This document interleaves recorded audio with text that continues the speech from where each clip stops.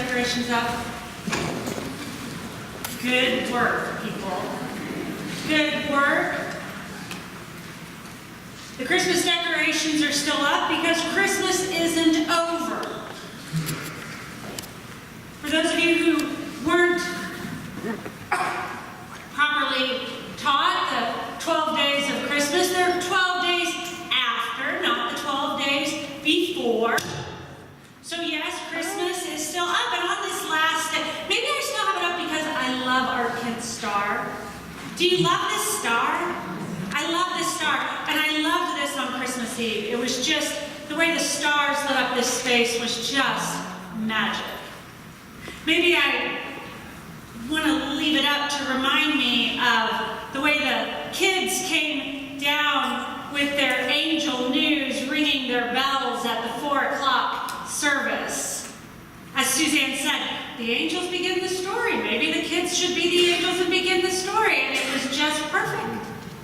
Maybe I want to keep singing Go Tell It on the Mountain the way Calvin Arsenia's harp sang it with that weird syncopation that he played on that harp, and I want to continue the beautiful melodies that the choir, gosh, when you look at them on the back of this and the way the metallic of these choir robes just sort of twinkle like their own little stars, or the joy on these littles' face of ate a potato. Maybe we just want to make it last a little longer. And it's the last day of Christmas, and Kevin and Will and the other Christmas elves will begin to take things down. You can take a poinsettia after worship if you'd like. That would help Kevin tremendously this week, right? Yes, he's nodding. Many of you have been over it for days. I know at 8:30 that there were some who were like, we were over on the 26th. Some of you have already vacuumed up your dry, dead garland that was stuck into the carpet. You've been done with carols for some time, and you've moved on to Valentine's Day. But since I refused to be an Advent traditionalist during December, I decided I better stick to my principles and properly celebrate Epiphany, hence the star. All throughout December, we shouted that we needed a little Christmas right this very minute. Some of us sang it more loudly than others. From the very first week, I preached about how I was searching, like Suzanne took the kids on a hunt for the baby Jesus. And seriously, all of you shaking your head, no, I've seen baby Jesus. Maybe you missed Christmas Eve. Maybe you were at home with wassail or eggnog or something. I don't know. But on this Sunday, we find ourselves still searching here alongside the Magi, searching for the child. What were we searching for this season? Like so often is the case, this scripture leaves me with more questions than answers. I wonder if the wise ones knew really what they were looking for. Yes, they were looking for the baby king, but did they really know? I wonder if they knew what would happen when they got to their destination under that star. Did they know all that their journey would unfold? I mean, it seems like they had good manners, right? They stopped at Herod's house first, which was the proper thing to do. Surely the current king knew about the new one, right? Except he didn't. God's communication strategy was a little more subversive, and rightfully so. Immediately after the Magi skip town and Herod realizes he's been played, the Holy Family finds themselves on the run as political refugees. just escaping the murderous Herod as he sends his military to do his bidding, to slaughter the littles. I always hope that the Magi never knew what consequences came from their searching, from their visit first to Herod and then to the Christ child. But they were wise ones, so perhaps since they were wise ones, they were more mindful that there are always consequences to our searching. I can't help but wonder, after spending so many weeks in December as a community dreaming and proclaiming and welcoming Christmas, some of us desperate for the hope and the joy in the community, and even the Mary Poppins magic that we talked about on Christmas Eve, that we were looking for so desperately, and yet here we are, the star still hanging in the sky. And I wonder if we're really aware of the consequences of the gift that is Christmas. That there are always consequences if we have a real encounter with the Holy. If we really open ourselves up to Emmanuel, God with us, that we sang for week after week after week. What were we searching for? Did we know the consequences of our search? You know, sometimes you have this bag, a gift bag, you know, and it's got like 47 pounds of tissue paper in it. And you pull it out and you see what's on the top and you thank the person, and then whatever small child is collecting the trash of wrapping paper and things, you go to dump it in until someone says, oh wait, there's more in the bottom. The what's more in the bottom of this story are the next few verses that the lectionary doesn't give us. The story stops at verse 12, but if we keep reading, the very next verses give us the gift of a double-edged sword. You know the carol that came upon a midnight clear? You know, it came upon, blah, blah, blah. I think we sang it on Christmas Eve. It tells the story, and it's a beloved carol, and I discovered something a couple weeks ago.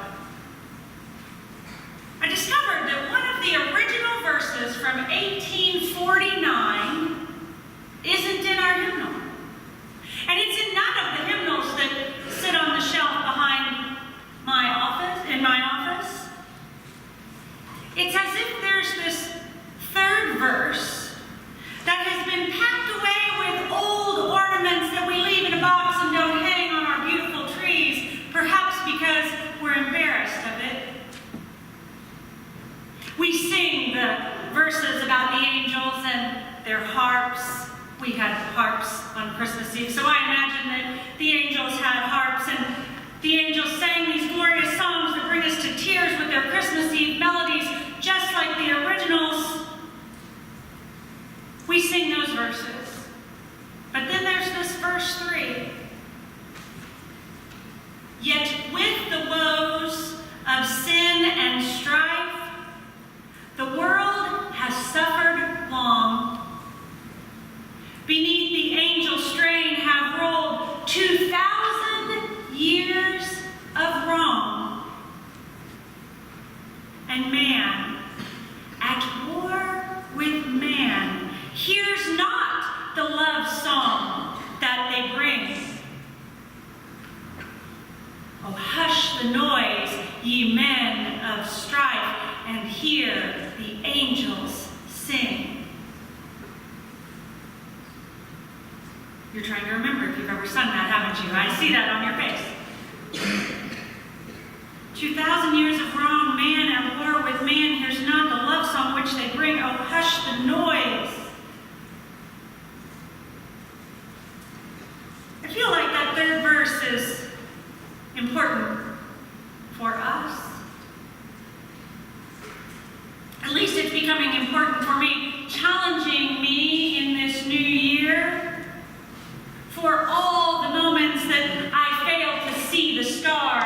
hear the angels sing. I may leave it up all year.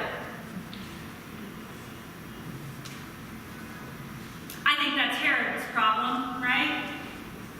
Herod was not able to hear their song. They didn't come to Herod, or at least the story doesn't tell us that they did. He certainly didn't see the star in the sky, and then even once they came, he still didn't know which way to go to follow that star. I suppose perhaps there's a double-edged lesson for us in this as we begin a new year together. I think the first, perhaps, is, so often we try to identify with the wise ones and the searching, but I wonder if we do that so that we can avoid the fact that sometimes we're more Herod than we'd like to think. Not paying attention to the star that shines so brightly that people from other places have come to see it and to follow it and to discover what lays underneath it, what lies underneath it.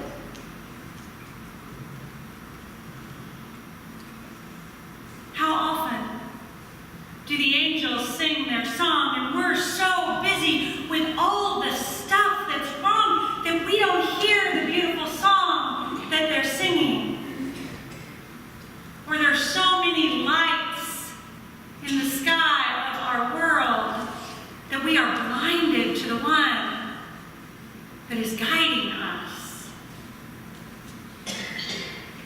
The second side of that sword, I think, is for us as wise ones and seekers.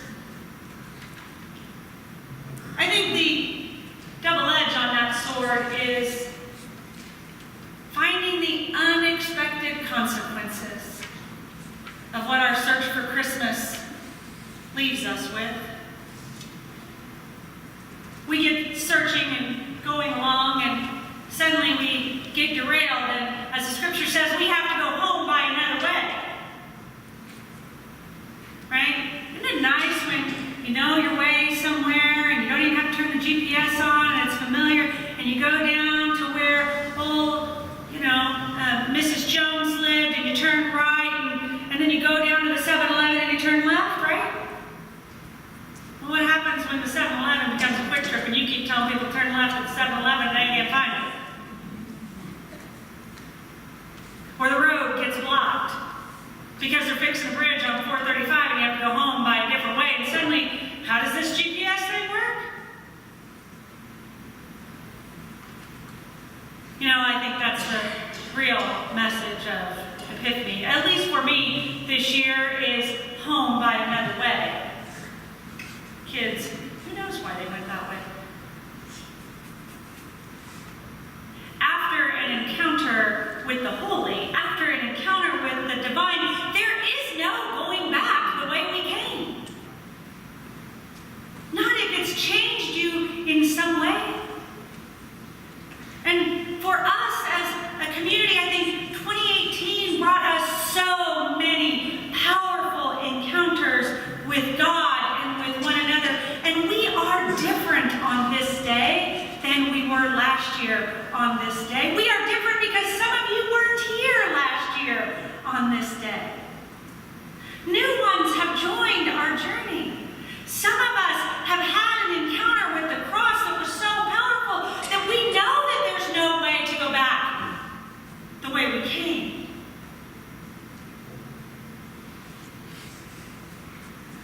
And so in 2019, I hope that we, like the wise men, will recognize that because of our encounters, that we are different. Because of their encounter with the Holy One, the whole world was different. And in 2019, I'm wondering how we might be wise ones and searching for what new way God is making for us to journey together. This story here at the beginning of the year can set a course for us, challenging us with the work of Christmas Christmas asks of us, reminding us that sometimes the encounter with Christmas has deep consequences. I'm wondering, how will we respond when we, like the Magi, find ourselves in the coming year at crossroads? The wise ones followed their hearts. They listened to their dreams, and they chose that path. You know what the other path was, of course. The other path was to follow the rule of the king. Herod ordered them. When the king gives an order, you do not break the law. The king gave them an order to return to him, and they did not. These wise ones resisted. These subversive ones that we celebrate this day protected the baby. They protested Herod's path led by fear and paved with anger and a desire to hold his power. Did the wise ones know what they were searching for and what the consequences were going to be? This year, as we take down the trees and put away our Santa Claus Christmas cups, what will the consequences of our encounter with Christmas be? I think the consequence of Christmas is the promise of Epiphany. And the promise of Epiphany is that God makes a new way. Always. Regardless of what Herod is doing. God makes a new way. And perhaps that new way will provide our own Epiphany moments, unexpected revelations that no longer give the old road an option. Remembering and realizing that going the old way is going through Herod, and going the old way is going the way of certain death. And that the new way is the way of the wise ones. Going home by another way is never easy. I'm wondering which roads we will choose together in 2019. The wise ones give us a good example. They go home the right way because they were listening. They were listening for the voice of Emmanuel. They were listening to the voice of their dreams. They were listening for the road of the heart. Present to God's ways over the ways that the culture and the world might demand or expect. That is the promise of Epiphany. So my prayer for us this new year is that week after week after week, we will choose the way of the Magi. We will choose to be Magi. Always searching, always dreaming, always choosing the road paved with love. May it be so. May it be so for us this year.